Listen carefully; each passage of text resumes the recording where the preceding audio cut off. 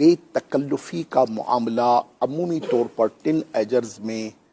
دوستی کے نام پر، رشتہ داری کے نام پر سم ٹائم انڈرسٹوڈ ہے کہ گھر میں میاں بیوی کے اس رشتے میں بہت زیادہ بے تکلفی والی کیفیت ہوتی ہے، اور یہ بے تکلفی جب حد سے بڑھ جاتی ہے تو پھر اس کے بھی پرابلمز آنا شروع ہو جاتے ہیں۔ جیسے ایک چھوٹی سی اسٹوری ہے،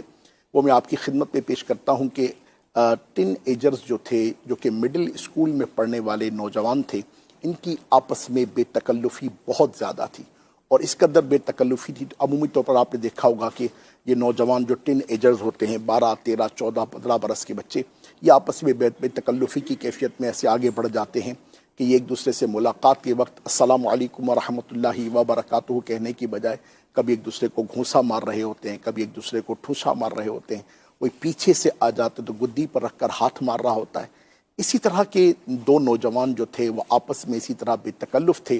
اور ایک جیسے ہی کلاس میں داخل ہوا اور اس نے اپنے اس بے تکلف دوست کو جب بے خبر پایا تو اسے ایک مذاق سوجھی، اور اس مذاق سوجھنے میں اس نے گدی پر جو ہاتھ مارنا تھا تو اس نے ہاتھ میں پرکار رکھ لیا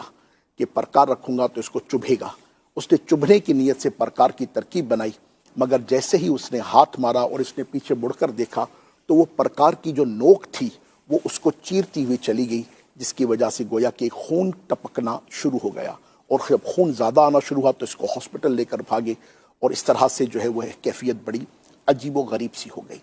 اسی طرح آپ نے دیکھا ہوگا کہ بے تکلفی میں عمومی طور پر جو دوست آپس میں ہوٹل میں بیٹھتے ہیں، ریسٹورانٹ پر بیٹھتے ہیں،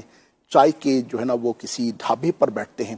تو بے تکلفی میں اس طرح سے ایک دوسرے پر کبھی چائے پھینک دیتے ہیں، ایک دوسرے پر کبھی کلاس میں انک پھینک دیتے ہیں، ایک دوسرے کے ساتھ بدتمیزی و بد اخلاقی میں ایسا بھی کر لیا جاتا ہے، کبھی پان کی پیک ایک دوسرے پر پھینک رہے ہوتے ہیں، کبھی مثال کے طور پر منہ میں چائے ہے یا کولڈ ڈرنک ہے تو ایسی بے تکلفی میں بات کی کہ بھڑپ سے ان کے منہ پر جا کر پڑ گئی، اور اس طرح کی کیفیتوں کی وجہ سے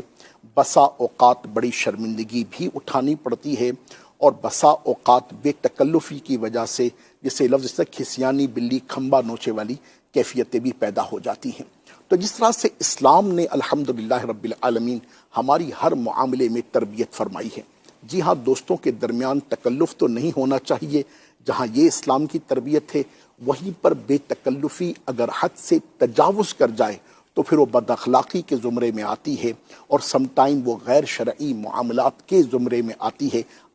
بے تکلفی کے عنوان پر ہم بات کر رہے ہیں تو دیکھیے ماشاءاللہ عز و جل تربیت کی کیسی پیاری صورت ہے، اور چھوٹے بچوں کے ساتھ کس طرح سے جناب شیخ کامل دامت برکاتہم العالیہ کا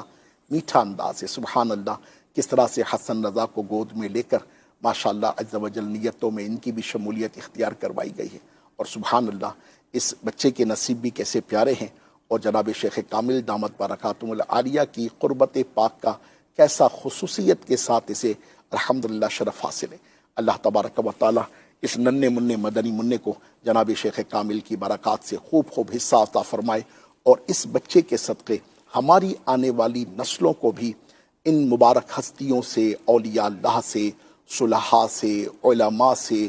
صحابہ کرام علیہ مردوان سے، اہل بیت کاملین رضوان اللہ علیہم اجمعین سے، قرآن سے، حدیث سے، اور سب سے بڑھ کر رسول کریم رؤوف الرحیم علیہ تحیت و ثنا و تسلیم کی ذات بابرکات سے، اور صاحب قرآن محبوب کریم صلی اللہ علیہ وسلم کے لائے ہوئے اس عظیم معجزے قرآن کریم سے مضبوط وابستگی عطا فرمائے۔